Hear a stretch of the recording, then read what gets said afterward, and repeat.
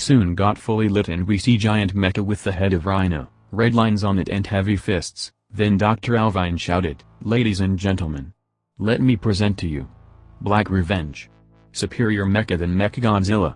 And let me tell you, Mechagodzilla was just a little puppy compared to this masterpiece." Then he told Michael, "Get into the cube. We should practice controlling it telepathically." The Michael said, "I'm on it." He went to the corner of the room where a blue glass was placed with all power engines, and in the center there was a blue custom which looked like Power Ranger suit. Michael got in and put the suit on.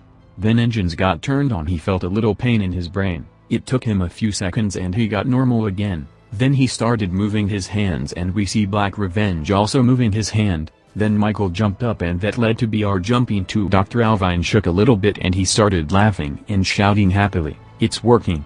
It's working! Time to slay some titans."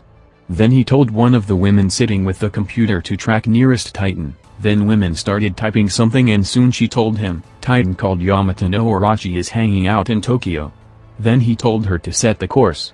Then he looked back at the BR and said, "We will go hunting now."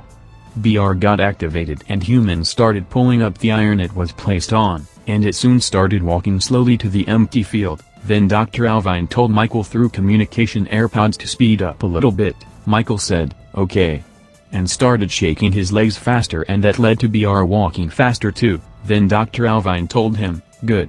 We're now sending coordinates to Tokyo. You should meet our first lab rat." Michael told him, "Understood." Dr. Alvine sent coordinates and BR changed the direction of where he was running.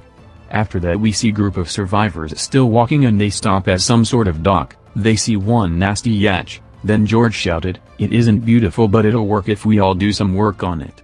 Then Jason said, "This ugly junk is our only hope, so there is no other way." And he stepped a few steps towards George and asked him, "What should we do?" George smiled and told him, "First I'll need 10 men to fix the tubes which are transporting fuel, then another few men should start looking for fuel which is in a small town not too far away from here, it's called Jian, and you'll find a gas station there." Then Jason said, "Okay. Then I'll take 3 men with me. And rest will be at your service, George." Then George shouted, "Then let's start." Jason got his mask on and shouted, "3 men with me." They found some motorcycles with little fuel left inside. They got on the bikes and Jason looked at George and told him, "This better work," and drove off, and other 3 men followed. Then George shouted, "Okay. Rest of you. Let's get this thing ready." Then he turned to women too and told them, "We could use your hands too, ladies," and cracked a smile. After that we see Tokyo which is in complete dust and dirt. Then we see 5 Sika deer walking in the streets of Tokyo. But then they hear strange noises and after 5 seconds BR jumps on them and crashes them completely. Then we see BR smashing his 2 fists together and we hear the roar of Yamato no Orochi. Then we see 8-headed Hydra, Yamato no Orochi, roaring at BR with full rage. Then we get back to the base of Nirax and we see Dr. Alvine communicating with Michael and telling him, "Good job, Michael. You have successfully found out first experiment. Now tear him apart." Michael said, "I'm on it, old man." And he made BR unleash its robotic roar as an intimidation. Yamato no Orochi started running towards it. BR jumped up and caught one of his heads. Yamato no Orochi started biting it with his other heads, but its metal was so strong that they all broke their teeth. Then BR took Yamato through one of his heads and started swinging him like a baseball bat, and after 10 seconds he threw Yamato away. Yamato no Orochi fell so painfully and he could barely get up. Just then BR took him through his tail and pulled him closer. It dropped him again and smashed one of his heads with his foot. Other heads started roaring hopelessly, and soon he took one of the heads and held them tightly with his hands. It started pushing hands harder and harder and it exploded one of his heads. Then with 6 heads left Yamato jumped up far from him and tried to run away.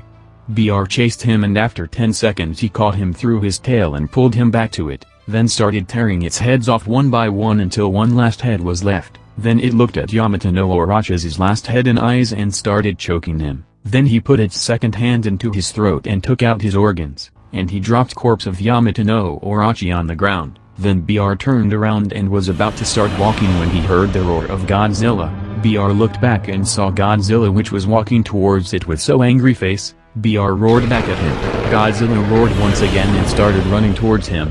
BR also started running towards him. Then when they were so close to each other, BR jumped and punched Godzilla in the face. Godzilla got exhausted and fell on the ground. Then BR caught him through his ribs and started dragging him, and he threw him away. Then it was about to punch him when Godzilla crawled away and BR hit the ground.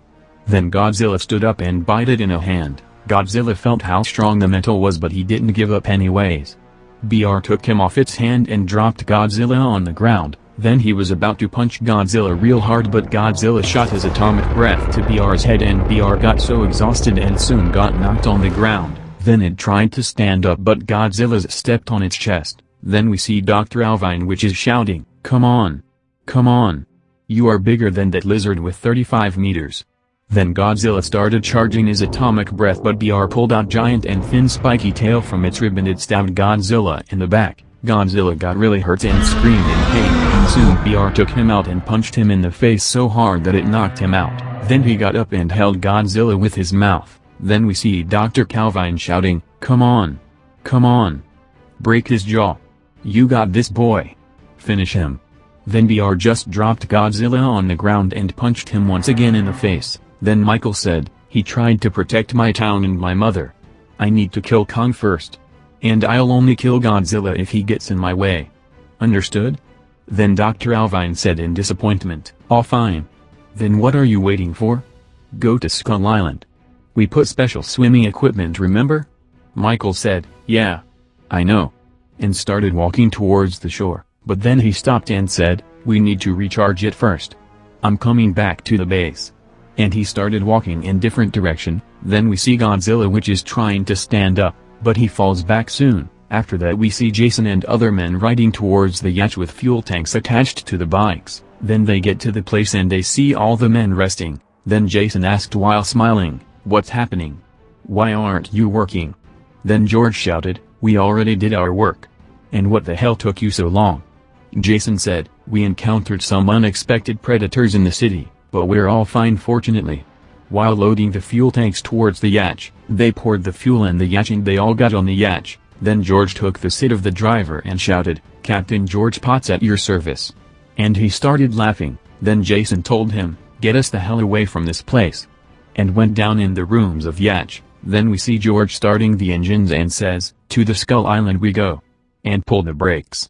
Yacht started swimming in the ocean and swam further and further away. Then we Thomas Myrna running towards the dock where they took off from. He started shouting, "You cowards! You are all gonna die."